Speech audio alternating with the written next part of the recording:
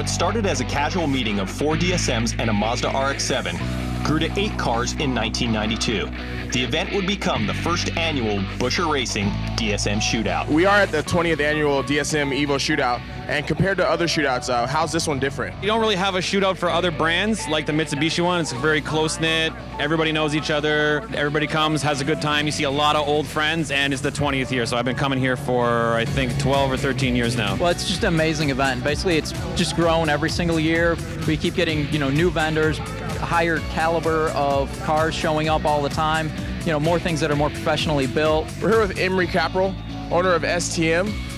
How's the shootout going for you guys? Shootout's been great so far. Awesome weather, ton of people. It's crazy turnout. Everybody comes up here for the shootout.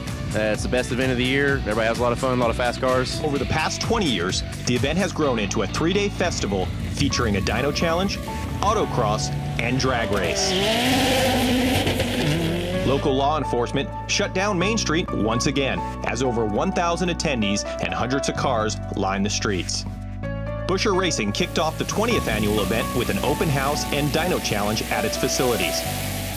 On the dyno, Brandon Mastro Donato's Evo took the stock appearing class with 510 horsepower, while Emery Capral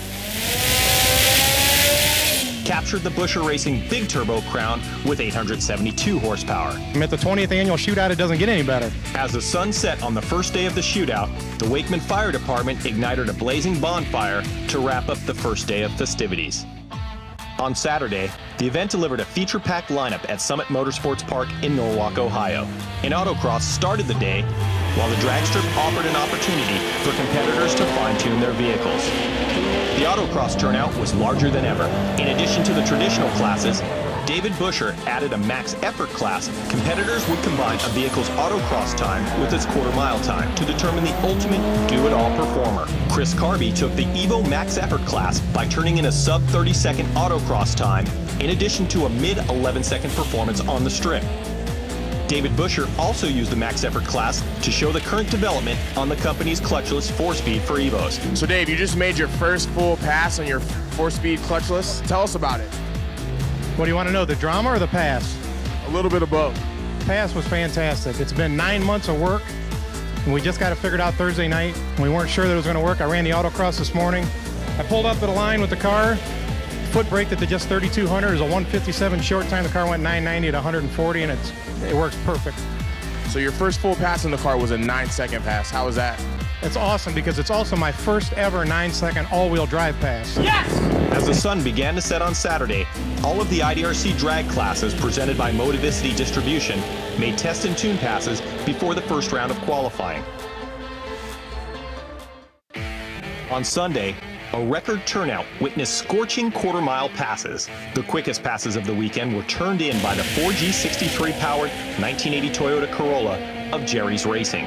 The Mitsubishi-powered Toyota rocketed to low 7-second passes.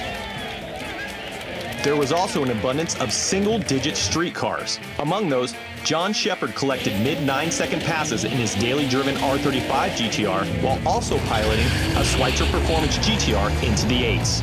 In the early rounds of elimination, top qualifier Kevin Kwiatkowski dominated the field with a best ET of 8.33 seconds. With front-wheel drive performance, many people think Hondas. What's the advantage your Mitsubishi has over those Hondas? One of the first big advantages is the ability to set up and do a properly working automatic transmission, so I don't have the lifts at the shifts, and also leave the line at a controlled rate rather than having to ask the tires to do the work for you. There's 28-inch slicks on it that you can get into tire shake as soon as you put a little bit too much into them. So there's a lot more I can work through on the chassis side and just power management to get the car out to the 330 and 1/8 mile better.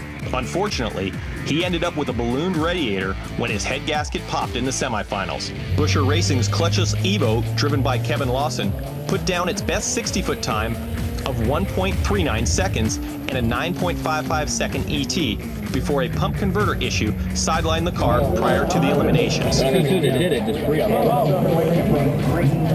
Despite the breakdowns, quick passes were recorded across each class, raising the standards and expectations for future competitions.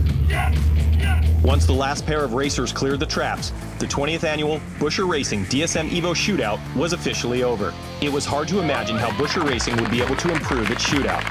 However, record spectator turnout, and some of the world's quickest and fastest Mitsubishis combined to make the event an incredible success.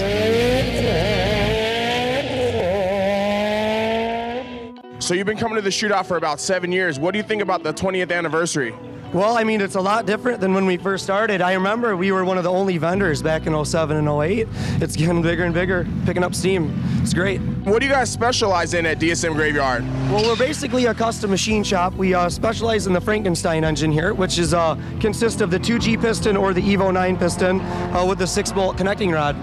Now, did you start with the car and build the business, or start with the business and build the car? Started with the car and then built the business. Basically, there was just a huge calling for people wanting the parts that I was running. So from that, built the business just based on demand, and it's grown into something big enough that it can support the racing program. What sets Fuel Injector Clinic injectors apart from some of the other companies in the market? We like to pride ourselves on our matching of the injectors, which help the tuners get a really smooth ride out of the car. All-wheel drives put a lot of shock on the driveline, and you've developed a product to combat that. Tell us a little bit about it. Yeah, we've developed this product. It's called the launch control device. It's a pretty simple product.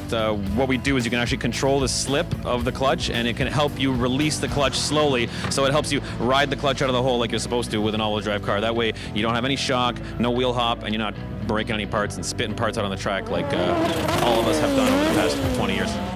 This is the first time we've seen Fat House Fabrications at the shootout. Tell us what brings you out here. We've all been personally coming out here for about 5 or 6 years. We do intercoolers, manifolds, full engine builds, full car builds, chassis work, all that we do in-house. So we're pretty much a one-stop shop for any of your performance needs. For those people who don't know about STM, go ahead and tell us a little bit about the shop. We have probably the best team I could ever ask for. Everything goes pretty smooth from day to day. We're just one big family, and we all actually love racing. It's not about the money for us. We just want to go racing, and that's what kind of keeps us together.